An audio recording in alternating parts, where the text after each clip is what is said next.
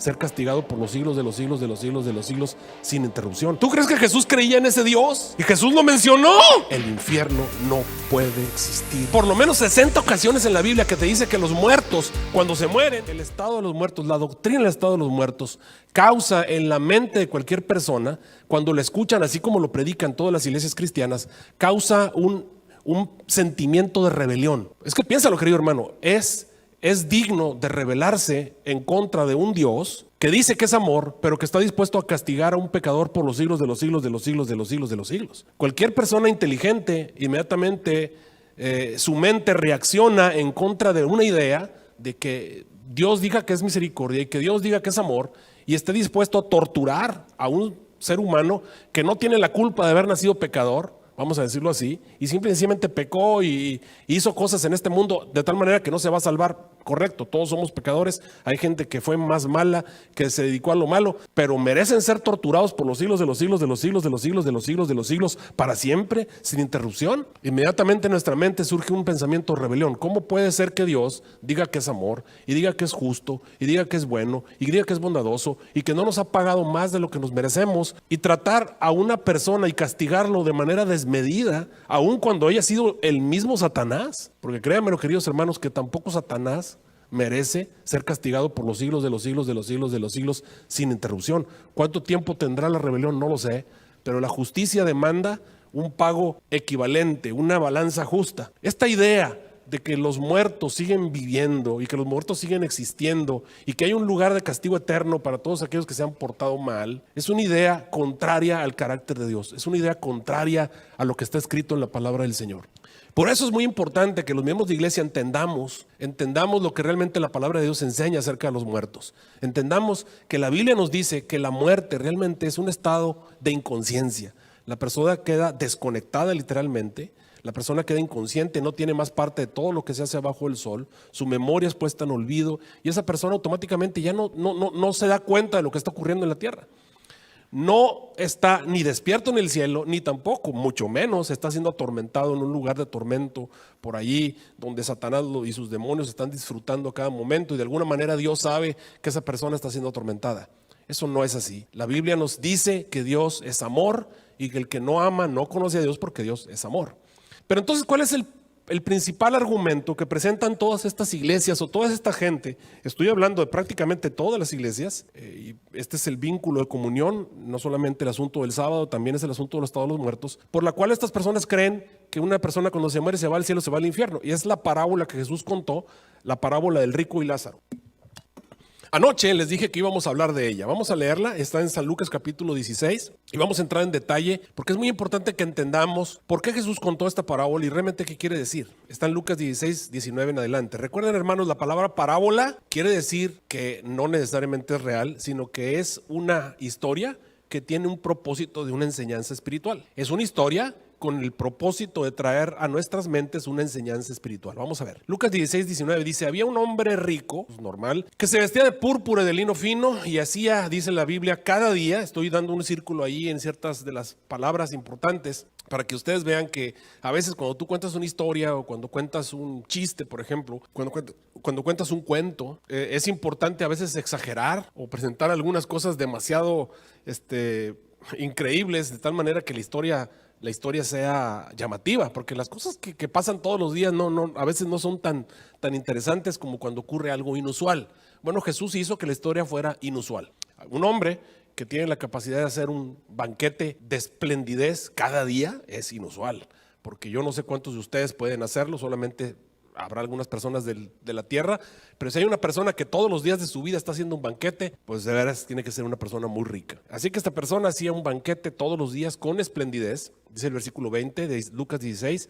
Había también un mendigo, y esta es la primera vez en las parábolas de Jesús que se presenta un nombre propio. El Señor Jesús le pone un nombre a este mendigo y es el nombre de Lázaro. Algunos dicen que el hecho de que Jesús haya mencionado por nombre al mendigo quiere decir que era una historia real. No necesariamente, ahorita vamos a abordar eso, pero vamos a hacer notar que se le puso nombre al personaje. Dijo ahí el pobre que se sentaba ahí a la puerta del rico, que era un mendigo, obviamente se llamaba Lázaro, el cual estaba echado a la puerta de él, y dice la palabra de Dios que estaba lleno de llagas. Versículo 21, y deseando hartarse de las migajas que caían de la mesa del rico, dice, aún los perros venían y lamían las llagas del pobre. Ahora vemos la escena, los perros vienen y lamen las llagas al rico, al pobre que está sentado en la puerta del rico. El rico está en banquete todos los días con esplendidez. Sigamos leyendo el versículo 22.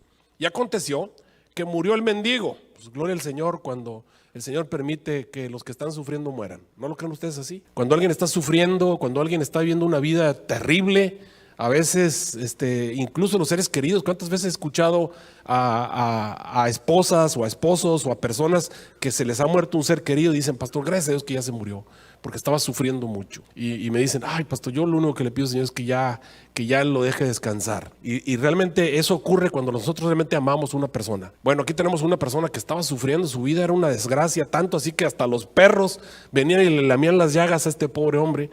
Bueno, finalmente murió el mendigo y dice la Biblia que fue llevado por los ángeles al seno de Abraham. Y ahí comienza la historia. Evidentemente el cuerpo quedó aquí en la tierra y ya estamos hablando de ese ser que sería el alma. Vienen los ángeles y toman al alma y se la llevan al seno de Abraham, y me llama la atención que se lo llevan al seno de Abraham. ¿Qué es el seno? Pues el seno es el pecho, ¿verdad? El pecho, y quiere decir que tomaron a Lázaro y lo llevaron a donde se encontraba Abraham. Entonces Abraham lo recostó, así lo recostó en su pecho, después de que el Lázaro se murió, de acuerdo a la historia que Jesús contó. Y luego dice, y murió también el rico y fue sepultado, y en el infierno, ¿no? Te lo sepultaron, pero entonces obviamente el rico pues se va al infierno. En el infierno, y ahorita voy a hacer alusión a la palabra que aparece allí, no es exactamente la palabra infierno. Jesús no usó la palabra infierno, utilizó una palabra griega que se llama Hades. Ahorita voy a hablar de eso. Y en el Hades alzó sus ojos, estando en los tormentos, vio a Abraham de lejos y vio a Lázaro en su seno. Entonces, de alguna manera, el hombre que está siendo atormentado levanta su mirada y alcanza a ver allá en el cielo a los que están en la gloria, y alcanza a ver a Lázaro recostado así acomodado en el seno de Abraham. Y sigo leyendo. Entonces comenzó a gritar, dice el versículo 24, y dijo, Padre Abraham, ten misericordia de mí, envía a Lázaro que moje la punta de su dedo en agua y refresque mi lengua, porque soy atormentado en esta llama. No le pidió limosna a Lázaro, lo que le pidió fue a Abraham que le hiciera la misericordia de mandar a Lázaro que por lo menos tomara un poquito de agua y se lo pusiera en la lengua, porque estaba atormentado en esa llama en la que estaba siendo atormentado. Entonces Abraham le contestó en el versículo 25, y entonces Abraham le dijo, hijo, acuérdate que recibiste bienes en tu vida, tú tenías tanto dinero que dabas prácticamente un banquete todos los días de tu vida con esplendidez. Eso es lo que dice la palabra del Señor. Acuérdate que tuviste muchos bienes, y Lázaro tuvo puros males, le fue mal, era pobre, incluso era tan pobre que estaba sentado a la puerta de tu casa y los perros venían y le lamían las llagas. Era muy pobre, él tuvo muchos males. Dice, pero ahora las cosas se han revertido. Estoy en el versículo 25. Ahora Lázaro es consolado aquí y tú eres atormentado allá. Ahora pregunto, hermanos, ¿esto va a durar cuánto tiempo? De acuerdo a la idea del infierno, pues esto va a durar para siempre, ¿no? Esto va a durar ya para los siglos de los siglos. El rico va a ser atormentado, y por los siglos de los siglos Lázaro va a estar en el seno de Abraham. Sigamos leyendo el versículo 26. Además, contesta, obviamente Abraham es el que está hablando, de acuerdo a la historia que Jesús contó. Abraham dijo, además de esto hay una grande cima, una cima está constituida entre nosotros, los que están en el cielo, y vosotros, los que están en el infierno, que los que quisieren pasar de aquí a vosotros no pueden, ni de allá pasar para acá. Entonces en Lucas 16, 27, el rico le contesta entonces a Abraham, le hace otra petición. Le dijo, entonces te ruego, Padre, que envíes a Lázaro, lo envíes a la casa de mi padre. ¿Con qué objetivo? ¿Con qué motivo? ¿Por qué razón? Versículo 28. Porque tengo 5 hermanos, para que les testifique a mis hermanos, no sea que ellos también vengan a este lugar de tormento. El hombre ahora piensa en sus pobres hermanos que son iguales que él y dice, estos hombres son iguales que yo, también van a venir a este lugar de tormento. Señor, por favor, envía a Lázaro que vaya y les diga a mis hermanos, para que mis hermanos no vengan a este lugar de tormento. Hermanos, estoy pensando que el rico tampoco era tan malo, ¿verdad? Porque estaba preocupado por sus hermanos. O sea, el malo también tenía seres queridos en la tierra.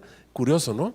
Que vemos que el malo tenía interés por sus hermanos. Y si él fuera tan egoísta, diría pues que se los lleve el tren a mis hermanos también. Pero no, él está interesado por sus hermanos. Y entonces le dice, padre Abraham, mándele a Lázaro para que les predique a mis hermanos. Entonces Abraham le contesta, versículo 29, y le dice, pues mira, déjame decirte que tienen a Moisés. O sea, tienen a Job, que escribió Moisés, ¿verdad?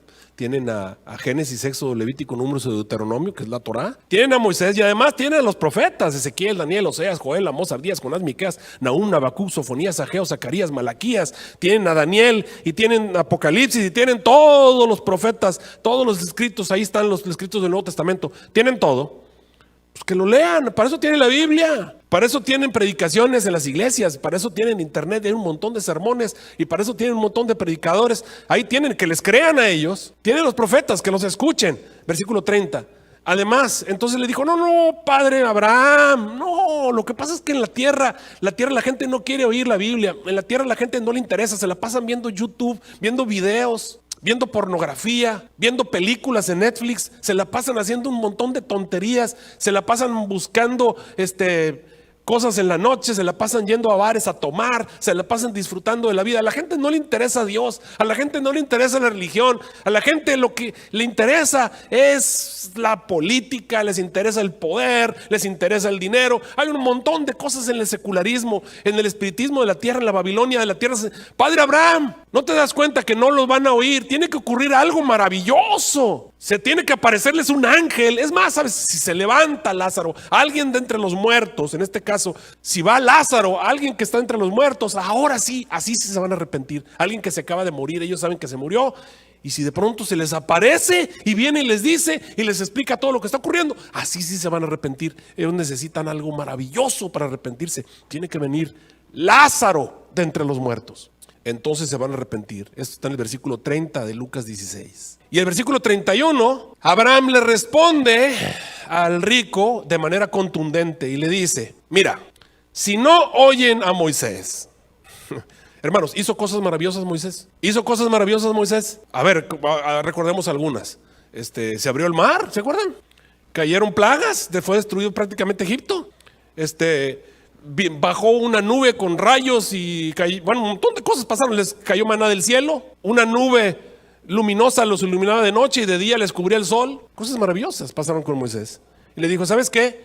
Si no escuchan a Moisés y no oyen a los profetas, hermanos, pasaron cosas maravillosas con los profetas. Hubo milagros. Sí, este libro está lleno de milagros. Dice, si no creen a Moisés y no le creen a los profetas, déjame decirte, ahí está la clave en estas letras amarillas grandotas que dice, tampoco se persuadirán o convencerán si alguien se levanta de entre los muertos.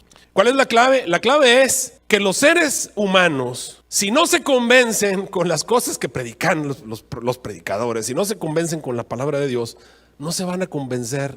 Si no se quieren convencer, no se van a convencer ni aunque venga un ángel, ni aunque se levante un muerto, no se van a convencer. Dice un dicho latino, porque no hay peor ciego que ¿qué? Que el que no quiere ver. Y si no quieres ver, querido hermano, diría yo mexicano, ni con pomada de la campana. Y eso que la pomada de campana hace milagros, ¿verdad? Yo en mis tiempos, algunos no entienden este dicho, pero déjenme decirles que en mis tiempos, en los anuncios de la pomada de la campana, servía para todo. ¿Se acuerdan? Era como la vitacilina. Ah, qué buena medicina, decía el anuncio, ¿no? Era para todo, servía, para todo, curaba todo, hasta cáncer yo creo que dirían que curaba, pero pues hacía todo. Por eso les digo, si no quieres ni con pomada de la campana, ni con que se levante alguien entre los muertos, es como si Jesús estuviera diciendo, no se van a convencer ni con pomada de la campana, no se van a convencer. Y esa es una realidad. Los seres humanos tienen que tomar la decisión si van a creer o no van a creer. Hace unas semanas atrás una hermana me llamaba y me decía, pastor, mi hijo se está volviendo ateo, está presentando, no cree muchas cosas de la Biblia, está preguntando todo.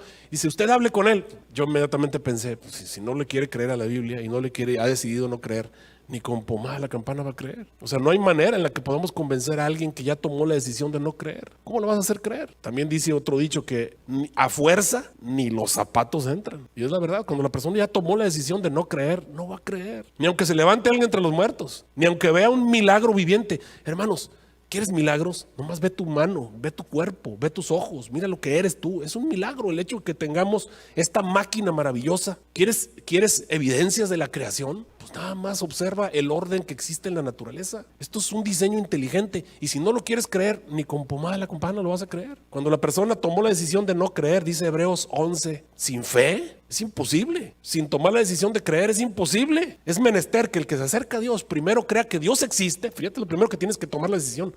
Tienes que tomar la decisión de creer que Dios existe. Y entonces lo demás viene, obviamente, por añadidura.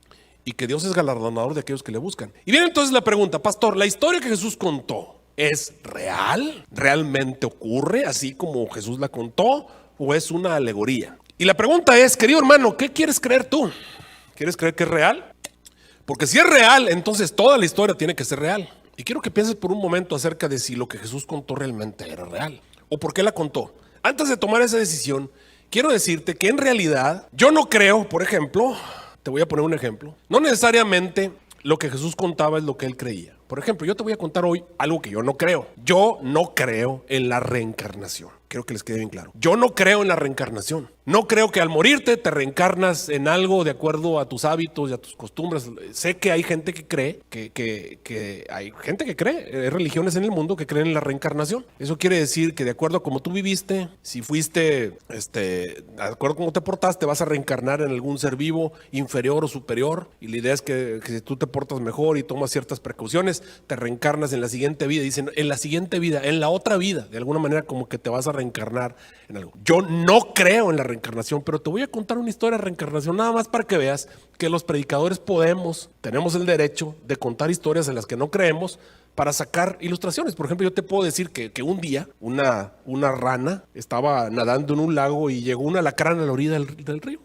Yo no sé si ustedes creen que de veras pueden platicar los alacranes con las ranas, pero bueno, llegó el alacrán y le gritó a la rana, rana, yo quiero pasar al otro lado del lago. ¿O ustedes creen que de veras pasó? Porque si ustedes creen que de veras pasó, tienen problemitas. Déjenme decirles que hay algunas personas ahí que pueden tratar problemas psiquiátricos. Con mucho gusto les damos una referencia. Ok. Pero bueno, te estoy contando la historia, ¿verdad? De que llegó el alacrán y le gritó a la rana, rana, yo quiero pasar al otro lado, dame un aventón, déjame subirte en el lomo y llévame nadando para que yo no tenga toda la vuelta a la laguna. Pues, si me voy contigo y cruzo arriba de tu lomo, puedo llegar al otro lado. Y entonces la rana le dijo, decimos los mexicanos, mangos. ¿Cómo me voy a cruzar al otro lado? Me vas a picar y si me picas me voy a morir. Entonces el alacrán le dijo, ¿cómo crees que te voy a picar? Si te pico, imagínate que vamos en el agua y yo te pico. Imagínate que te clavo el aguijón, ¿te imaginas? En ese momento te vas a quedar paralítico y te vas a hundir. Y yo también me voy a ir contigo, me voy a morir yo también. Por eso no te voy a hacer nada, hazme el favor. Entonces la rana piensa y dice, pues sí es cierto. Dice, ok, está bien. Así que se acerca a la rana y se pone ahí en pose. Y el alacrán se sube al lomo de la rana y la rana empieza a nadar hasta la otra orilla del lago. Y de repente a la mitad del lago, ¡pácate! La siente que le clava el aguijón el escorpión. Y la rana empieza a ponerse todo y dice, ¿pero por qué lo hiciste? Ahora tú también te vas a morir. Y el escorpión le dice, ¿sabes qué, manito? ¿Verdad? Decimos los mexicanos, ¿sabes? Ya le regué, manito. Pero es que no puedo vencer mi naturaleza. Mi naturaleza es picar y no me aguanté. Y te hago una pregunta. ¿De veras esa historia está real? ¿De veras crees que es real? Pero bueno, el resultado es, dice, bueno, ¿y entonces por qué contó la historia? Porque la historia tiene una enseñanza. La enseñanza en este caso sería que perro que come huevo, aunque le quemen el hocico. ¿Saben ese dicho? Perro que come gallinas, así lo dicen en Perú, hermana. No sé, en México es el perro que come huevo, aunque le quemen el hocico. O sea, al que le gusta y no importa lo que le pase, le va a hacer. Hay ciertas personas que son así, desgraciadamente. A menos que el Señor los transforme y les dé el nuevo nacimiento, los seres humanos vamos a actuar de acuerdo a nuestra naturaleza. Y esa sería la enseñanza. Pero no necesariamente la historia que te conté es verdad. Te dije que yo no creo en la reencarnación, pero mira, había un señor que tenía una característica especial. ¿Cuál era su característica? ¿Qué era lo que más le gustaba en la tierra? ¿Qué era lo que más le gustaba hacer? Bueno, la historia te lo dice por sí mismo. Era una persona glotona, comía varias veces en el día, no eran 3 veces al día, era todo el día, comía. Y si le dabas más en la noche, él seguía comiendo. O sea, era lo que más le gustaba hacer. Comía. Tanto que le decían, pues como ustedes ven en el barquito, dice The Fat Guy, ¿verdad? Él estaba bastante obeso y llegó un momento en el que obviamente se murió, no sé si es un ataque cardíaco, no sé lo que le pasó. Y obviamente el karma, el destino, el futuro lo hizo que finalmente reencarnara. Ahora, cuando la naturaleza y las fuerzas de la naturaleza comenzaron a buscar de reencarnarlo, pues dijeron, esta persona no es digna de ser un humano porque su manera de control, ahora sí que perro que come huevo, aunque le queme el hocico, él es así, vamos a ponerlo en otra posición a ver si puede ser. ¿Y saben qué se reencarnó? A ver, ¿qué es lo que les viene a la mente? ¿A qué es lo que se parece? ¿A qué puede reencarnarse una persona que fue así toda su vida? Ok. En alguien parecido, ¿no? Entonces, pero es una nueva oportunidad. Puede revertir su naturaleza y de alguna manera reencarnarse en otra cosa distinta a la que el destino. Y una vez que se encuentra en otro cuerpo, ¿cómo creen que actuó? Pues siguió, ¿verdad? Siguió comiendo todo lo que le ponían, de tal manera que era el chancho más chancho de todo el grupo allí. Era el cerdo más grueso, era el que más comía, era el que más se llenaba, estaba bastante gordo. Tanto así que llegó el momento en que lo dijeron, pues este es el cerdo gordo, vamos a sacrificarlo. Vamos a hacerlo chicharrón, ¿verdad? Y de los chicharrones mexicanos. Y luego vamos a hacer cueritos y bueno, total. ¿Por qué? Pues porque lo vamos a vender y lo vendieron. Y obviamente las fuerzas de la naturaleza tomaron el cuerpo el espíritu, el soplo de este ser y lo reencarnaron en otro ser. ¿Y cuál era el derecho de este ser que no había vencido sus naturalezas bajas y sus pasiones?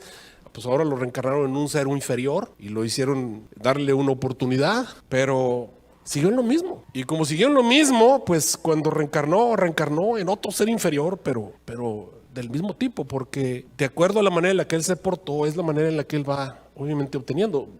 No puede haber un cambio a menos que haya un cambio. No puede haber, el futuro está bien claro. Si tú vas por ese camino, vas a llegar al final del camino. Si quieres llegar a otro destino, pues tienes que cambiar de camino. Te hago una pregunta, ¿esta historia es real? ¿Quiere decir que yo creo en la reencarnación? Y alguien va a decir, el pastor Quintero cree en la reencarnación. Lo único que te estoy mostrando es que yo te puedo contar una historia y no necesariamente la creo, pero te estoy presentando una lección a través de esta historia. Y la lección es que si tú tomas un cierto camino, vas a llegar a un destino. Pero si tú quieres cambiar el destino, tienes que cambiar el camino. Si tú te quieres ir a México, no vas a agarrar el 35 hacia el norte, ¿verdad que no? Si te quieres ir a México, ¿qué tienes que hacer? Tienes que agarrar el 35 hacia el sur. ¿Me estás siguiendo? Es la única manera. Porque si agarras al norte, pues no vas a llegar a México, vas a llegar a Canadá. Eso es todo destino.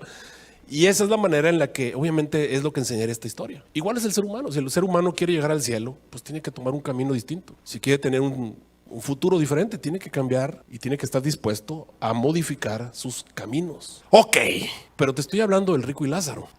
Lo que te estoy tratando de establecer es que no necesariamente porque Jesús contó la historia del rico y Lázaro, quiere decir que Jesús creía que cuando te mueres te vas al cielo y cuando te mueres te vas al infierno. Como cualquier predicadora, tienes la opción de contar una historia siempre y cuando la historia te ayude a llegar al objetivo al que tú quieres llegar. Y la pregunta es, ¿cuál era el objetivo que Jesús tenía al contar la historia? El objetivo de Jesús no era hablarte del cielo ni hablarte del infierno, no. El objetivo de Jesús era establecer, fíjate bien, que había ciertas personas entre el pueblo judío que eran incrédulas y que no iban a creer aunque viniera un muerto, ni aunque se levantara alguien de entre los muertos, aunque se levantara, ¿cómo se llama el muerto? ¿Cómo se llama el muerto? Aunque se levantara Lázaro, no iban a creer. Ese era el objetivo de la historia. Jesús contó una historia en la que dijo, mira, aunque se levante alguien de entre los muertos, hay ciertas personas entre los judíos que no van a creer. Ni con pomada de la campana van a creer, no van a creer, simple y sencillamente. Y ese era el objetivo de la historia. Y nada más. Cuando una persona trata de tomar esta historia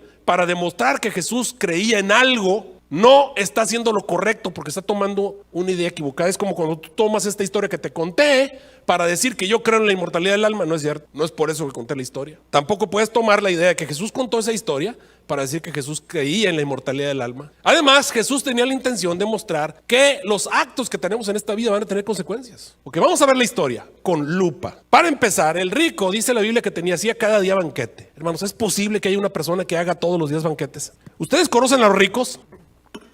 ¿Ustedes conocen a los ricos? Bueno, yo soy de Monterrey, ¿ok? ¿De qué tienen fama los regiomontanos? Y por eso son ricos. Monterrey es la ciudad donde hay más dinero de toda la República Mexicana. Y si ustedes conocen a una persona rica, las personas ricas son ricas porque cuidan los centavos. Y cuando cuidan los centavos, los dólares se cuidan solos. Hay chistes de los regiomontanos que hacemos cosas o que hacen cosas los regiomontanos. Cosas chistosas por no gastar dinero. No es cierto, por eso dicen que somos codos. Ok, es la historia. ¿Ustedes creen que hay un rico que está dispuesto a darle un banquete todos los días a sus amigos? Pero bueno, si lo crees, está bien. Vamos a poner que es posible. A lo mejor tendría que ser, no sé, una persona que todos los días, y dice la Biblia, que hacía banquete con esplendidez. O sea, quiere decir que no se limitaba. Y tú sabes, cuando tú despilfarras, ¿cuál es el resultado después de estar despilfarrando? ¿Cómo dice él? ¿Qué fue lo que le pasó al hijo pródigo? Curioso, ¿no? Pero bueno, vamos a poner allí. Esta es una persona que despilfarraba, obviamente hacía todos los días banquete con esplendidez. Pero sin embargo seguía siendo rico. ¿Es probable? Sí, es probable. Es muy improbable, pero es probable. Y luego dice la Biblia que había también un mendigo, y le da por nombre Lázaro. Ahorita voy a hablar de por qué le puso nombre. El cual estaba echado en la puerta de este rico lleno de llagas. Hermanos, ¿ustedes conocen las casas de los ricos? ¿Conocen las casas de los ricos? ¿Ustedes han visto mendigos en las puertas de los ricos? Es más, vayan ustedes a la zona de tiendas caras de aquí de la nación. ¿Qué hacen cuando se acerca un mendigo a pedir? ¿Qué creen que hacen los ricos cuando un mendigo se va y se pone en su puerta, en la puerta de su casa? Y especialmente si dice la Biblia que está lleno de llagas, y tanto así que los perros vienen a lamerle las llagas. Imagínense un pobre mendigo lleno de llagas, con perros lamiéndole en la puerta del rico, que es capaz de dar un banquete con esplendidez todos los días. Te hago una pregunta, ¿es posible eso? Y tú ya empiezas a pensar, caray, pues es posible, pero muy improbable. Muy improbable. Es más, yo les hago un reto. Váyanse a las casas de los ricos aquí. Nada más con su carro, y ustedes no son mendigos, pero estaciónense por ahí. Estaciónense enfrente de una casa de un rico, estaciónense. Los reto a permanecer allí una hora. ¿Saben qué va a pasar? ¿Saben qué va a pasar? Sí, exactamente, va a venir la policía, así es. ¿Y qué va a venir a hacer la policía? A pedirles que se muevan, así es. A pedirles que se muevan. ¿Por qué? ¿Qué le están haciendo ustedes al rico? No le están haciendo absolutamente nada, pero así son los ricos. Y esto es algo que ustedes tienen que entender. Caray, pues sí. ¿Y ustedes creen que esto ha cambiado a través de las épocas y que los ricos de antes eran diferentes a los de ahora? No, claro que no. Y eso que ahora los ricos tienen rejas y tienen cámaras y tienen armas y tienen alarmas. En esa época era peor, porque en esa época ni siquiera tenían nada de eso. Su protección eran sus siervos y la gente que tenían contratada para cuidarlos. Y más un rico que es capaz de dar un banquete con esplendidez. ¿Ustedes creen que un rico va a permitir que haya un pobre que esté allí lleno de llagas, con perros, dando un espectáculo en la puerta de su casa? Y luego, todavía más, tanto así que el rico pueda ver al pobre, porque el pobre lo puede ver a él comiendo, y él estar comiendo y ver al pobre que está allá afuera. De acuerdo a la historia, eso es lo que él podía hacer, porque dice Lucas 16:22, que ese rico veía la mesa del rico y tenía ganas de comer de lo que caía ahí de la mesa, y los perros venían y le lamían las llagas. Dice el versículo 22, y aconteció que murió el mendigo, y fue llevado por los ángeles al seno de Abraham. ¿A dónde lo llevaron, hermanos? ¿A dónde? A ver, hermanos, ¿cuántos de ustedes quieren ir al cielo y recostársele en el seno a Abraham? Levanten su mano. ¿Usted quiere, hermano Samuel? Yo creo que el hermano Samuel sí quiere. Bueno, está bien, él quiere mucho a Abraham. Pero de veras el sueño de ustedes es ir al cielo y recostársele a Abraham. Bueno, pues yo no le estoy preguntando ir al cielo, le estoy preguntando ir al cielo a abrazar a Abraham y a recostársele en el seno a Abraham. ¿Cuántos quieren hacer eso? Porque eso dice la Biblia que hizo, ¿o no? Miren, yo no quiero ir al cielo a recostármele a Abraham. Me gustaría tener un rato por lo menos con Jesús para platicar con él, no con Abraham. Yo no sé ustedes, pero ese es el punto. Ya la historia comienza a tomar situaciones ridículas. Ahora, ¿cómo puedes tú recostarte en el seno? Va a estar parado Abraham y tú recostado ahí en el seno de Abraham. Oye, para empezar, Abraham va a querer que esté un pobre que ni siquiera es su familiar, porque imagínense cuántas generaciones han pasado, que venga y se le recueste a él. Oye, pues ni lo conozco, pero imagínate la situación ya empieza a ser chusca, de que venga un pobre y se le recueste a Abraham, tanto un castigo para Abraham como para el pobre. O sea, y de cierta manera yo me imagino a Abraham sentado, y obviamente el pobre sentado en las piernas, porque ni modo que estén parados todo el tiempo, no tiene que estar sentado ahí en sus piernas y recostado así en el seno. Es ridícula la situación. Bueno, está sentado ahí en el seno de Abraham y se muere el rico y es sepultado y es llevado obviamente al infierno. Y entonces viene la pregunta, ¿será que Jesús de veras creía que hay conciencia después de la muerte? Mira lo que Jesús dijo en diferentes lugares acerca de las personas que se murieron. Por ejemplo, en Mateo 9:24, Jesús le dijo acerca de la muchacha, dijo, no está muerta. ¿Cómo dijo Jesús que estaba? En Mateo 9:24, está dormida. ¿Cómo dijo Jesús que estaba? Dormida. Hermano, si estás en el cielo y estás viendo, ¿estás dormido o estás despierto? Si estás en el cielo, sentado en las piernas de Abraham y recostado en su seno, ¿estás dormido o despierto? ¿Estás dormido? Pues estás despierto, si no, entonces ¿para qué te le recuerdas? Y luego después hasta platican. Dice Juan 11:11, hablando acerca de Lázaro, su amigo. Lázaro, nuestro amigo, duerme, pero voy a despertarlo. ¿De qué? Del sueño. En Mateo 22:30, porque en la resurrección, dijo Jesús, ni los hombres tomarán mujeres, ni las mujeres tomarán marido, serán como los ángeles de Dios en el cielo. ¿Hasta cuándo dijo Jesús? Hasta que sea la ¿qué? La resurrección. En Juan 11:25 Jesús dijo, yo soy la resurrección y la vida. El que cree en mí, aunque esté dormido, aunque esté muerto, va a volver a vivir. Entonces creía Jesús en la muerte, en la vida después de la muerte. La Biblia dice claramente que las personas que se mueren no piensan, no sienten, no se dan cuenta de lo que ocurre. El Salmo 146:4 dice, ese día perecen sus pensamientos. Eclesiastés 9:5-10 dice, porque los que viven saben que van a morir, pero los muertos nada saben. Su memoria es puesta en olvido. También su amor, su odio, su envidia desaparecieron ya. No tienen ya más parte de todo lo que se hace debajo del sol. Te vas a encontrar por lo menos 60 ocasiones en la Biblia que te dice que los muertos, cuando se mueren, se duermen. Se duermen. Hay otras expresiones de la muerte que analizamos ayer. Obviamente Jesús conocía eso, así como yo conozco que no existe la reencarnación. Esta historia que Jesús contó, la contó así chusca y con cosas que son imposibles materialmente, con la idea de presentar una enseñanza que no tenía nada que ver con el cielo ni el infierno. Entonces Jesús creía en el infierno, o Jesús creía que de veras hay un lugar de tormento. Jesús mencionó por nombre, mira lo que mencionó, Lucas 16:23, ahí está en Lucas 16:23, ahorita te voy a presentar el original. Y Jesús dijo, y en el Hades. ¿Qué dijo Jesús? El Hades, el rico está en el Hades. ¿Dónde está el Señor Jesús? En el Hades. Alzó sus ojos y estando en los tormentos vio a Abraham de lejos. Ahora nota, desde el Hades, de acuerdo a lo que Jesús contó, puede haber a Abraham de lejos y ve a Lázaro ahí recostado en el seno de Abraham. Ahora déjame decirte, aquí está el original, ahí está arriba el original, lo puedes ver aquí, dice Caígen to Hade, aquí está, esto que está aquí rojo, este círculo que tú ves aquí, puedes ver las traducciones, Hades, Hades, Hades, Hades, la palabra Hade. Jesús utilizó la palabra Hades, literalmente. Jesús dijo, en el Hades. ¿Qué dijo Jesús? Hades. ¿Qué es Hades? Pues Hades era este lugar, ese señor que tú ves ahí es Hades. ¿No dijo Jesús que estaba? Dijo que estaba en Hades. ¿Dónde es Hades? Ese que tú ves allí, ese es Hades. Te lo presento, señores, les presento Hades. Hades, les presento a estos señores. Ese señor es Hades. ¿Dónde dijo Jesús que estaba el rico? ¿Y quién es Hades? Hades es un dios. El reino de ese dios se llama Hades. Ya tengo una pregunta. ¿Tú crees que Jesús creía que ese señor existe? ¿Tú crees que Jesús creía en ese dios? Y Jesús lo mencionó. Jesús dijo Hades. Entonces Jesús cree en Hades. Interesante, ¿no?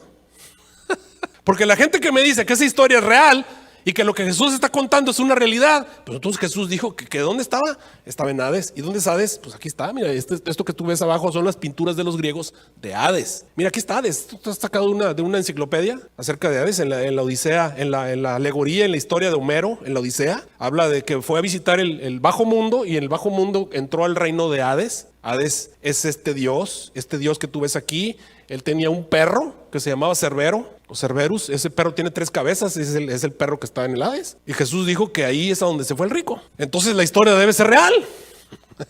Hay un dios que se llama Hades. Y de acuerdo a la historia, Hades tenía otros 2 hermanos. Un hermano que era el dios del mar, Poseidón, y había otro dios del cielo que es Zeus. Pero yo entiendo que el dios del cielo pues es el padre de Jesús, ¿no? Entonces, ¿será Zeus el papá de Jesús? Y ahora viene la pregunta, entonces, ¿esta historia es real o es una parábola? Y la única salida que tiene cualquier estudiante de la Biblia es decir, pues es una parábola. Obviamente esta es una historia que Jesús contó. Así como yo les conté la historia del hombre que se murió y que se reencarnó en un cerdo y luego del cerdo a un sapo y de un sapo a una lombrizota. O como la historia de la rana y el escorpión. No necesariamente es real, tiene el objetivo de mostrarte una verdad espiritual. Lucas 16:23. Y en el Hades alzó sus ojos, estando en los tormentos, y vio a Abraham de lejos y a Lázaro en su seno. ¿Creía entonces Jesús en el castigo eterno? Y la respuesta es no. Hermanos, el libro de Apocalipsis, ¿por qué se llama Apocalipsis? ¿Qué quiere decir Apocalipsis? Apocalipsis quiere decir revelación, pero no nada más se llama revelación. ¿Revelación de qué? Y cuando ustedes van a Apocalipsis dice, esta es la revelación de Jesucristo. O sea, este es Jesús dándote una revelación. ¿Y qué creía Jesús en la revelación que dio el libro de Apocalipsis? En Apocalipsis, capítulo 21, versículos del 1 adelante, dijo, vi un cielo nuevo, ahí está Juan escribiendo, y una tierra nueva, porque el primer cielo y la primera tierra pasaron, el mar ya no existe. Vi la santa ciudad, la nueva Jerusalén, que descendía del cielo de Dios, preparada como una novia ataviada para su marido. Entonces fue hecha una voz que decía desde el cielo, desde el trono, he aquí el trono de Dios, que estará con los hombres, él habitará entre ellos serán su pueblo, y Dios mismo estará con ellos, y enjugará Dios toda lágrima de los ojos de ellos, y ya no habrá más muerte, ni qué más va a haber. No va a haber más llanto. ¿Qué más no va a haber?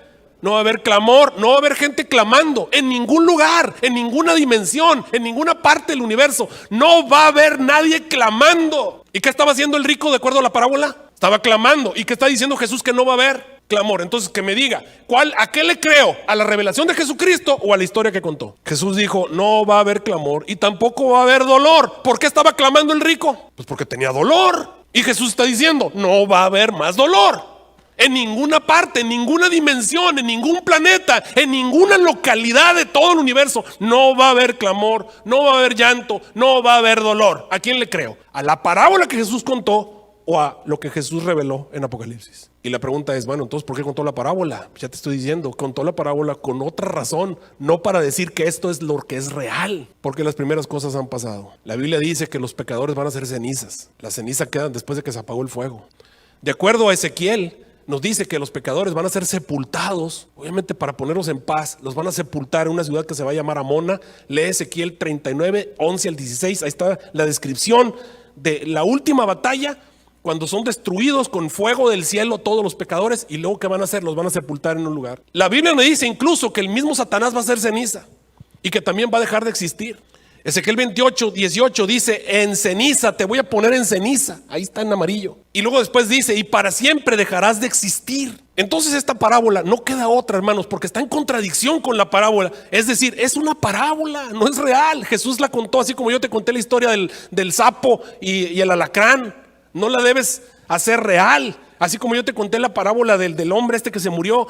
Eso no es real, es una parábola. ¿Por qué? Porque está en contradicción con lo que Jesús mismo dice en la Biblia. Entonces, ¿por qué la contó? Bueno, veamos qué fue lo que pidió el rico. ¿Qué fue lo que pidió? Entonces él, dando voces, dijo, Padre Abraham, ten misericordia de mí y envía a Lázaro. ¿A quién pidió? Por nombre, ¿no? Por nombre. Es la primera vez que Dios le da un nombre a una persona en una parábola. El sembrador, el señor de la mies. Nunca les puso nombre, pero aquí le puso nombre. Envía a Lázaro, que moje la punta de su dedo en agua y refresque mi lengua, porque soy atormentado en esta llama.